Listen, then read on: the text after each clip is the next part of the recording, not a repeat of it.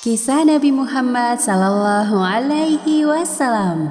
Mekah menerima berita kekalahan. Kedua kubu yang berperang di lembah Badar tengah menikmati hasil dari peperangan.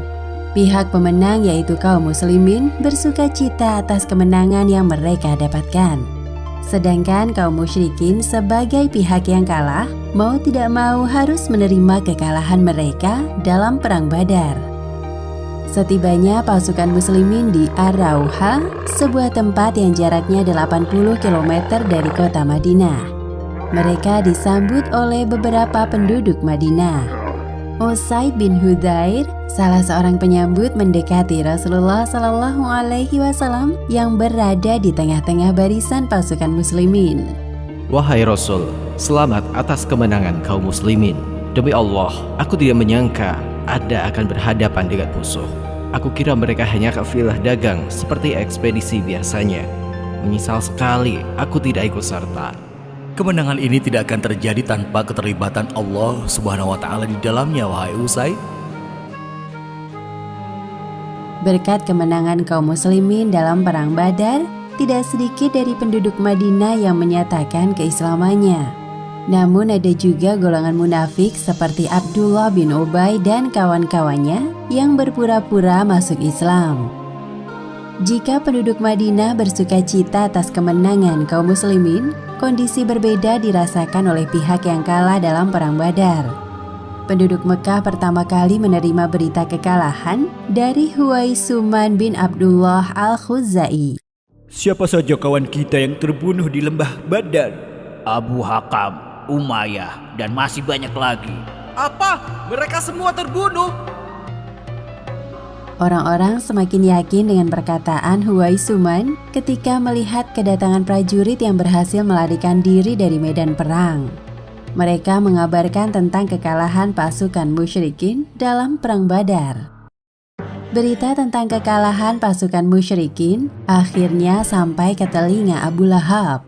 Musuh besar Islam sekaligus paman Rasulullah Shallallahu Alaihi Wasallam yang membenci beliau tidak ikut berperang karena faktor usia.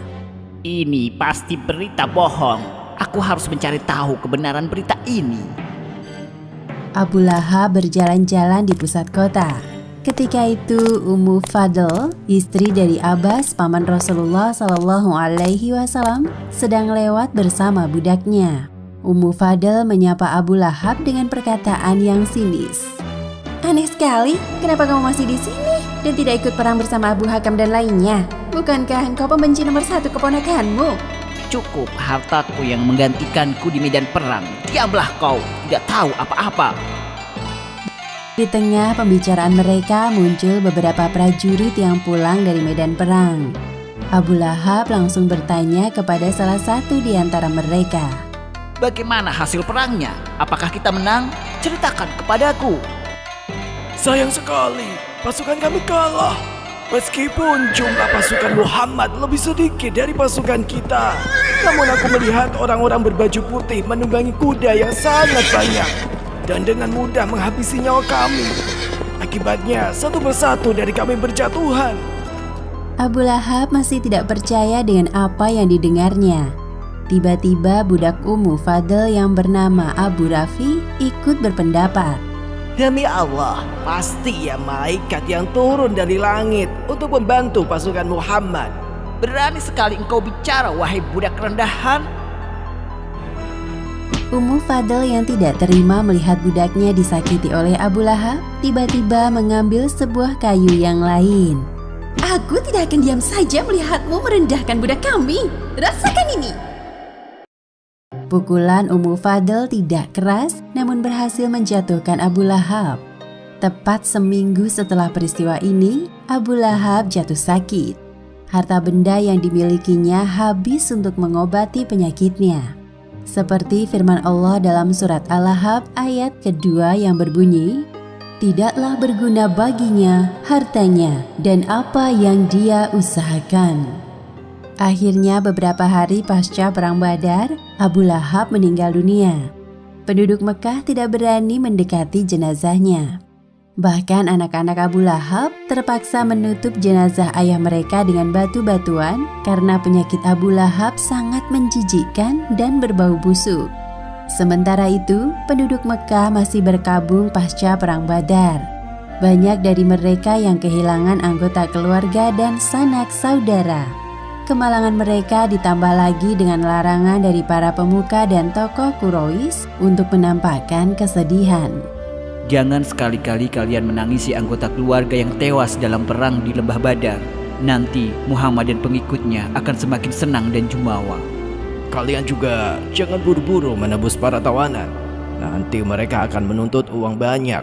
Kita harus menjaga harga diri di hadapan Muhammad dan pengikutnya. Seorang kakek tua buta bernama Al-Aswad bin Al-Muttalib merasakan duka yang mendalam atas kehilangan 3 orang putranya. Ia berusaha sekuat tenaga untuk menahan air matanya. Tiba-tiba di tengah malam terdengar suara tangisan dari luar. Wahai pembantuku, siapa itu yang menangis? Bukankah kita dilarang untuk bersedih? Oh, dia menangis karena kehilangan unta miliknya, wahai tuan. Mengapa unta saja boleh ditangisi, sedangkan kehilangan nyawa manusia di Badar dilarang menangis? Demikianlah akhir kisah Mekah menerima berita kekalahan. Hikmah yang dapat kita ambil dari kisah ini: pertama, apa yang kita tanam itulah yang akan kita petik. Kedua, perbanyaklah amalan baik selama hidup di dunia agar kelak tidak menyesal saat di akhirat. Dan ketiga, jangan lupa untuk selalu berdoa kepada Allah Subhanahu wa Ta'ala agar diwafatkan dalam keadaan husnul khotimah. Wallahu a'lam bishawab.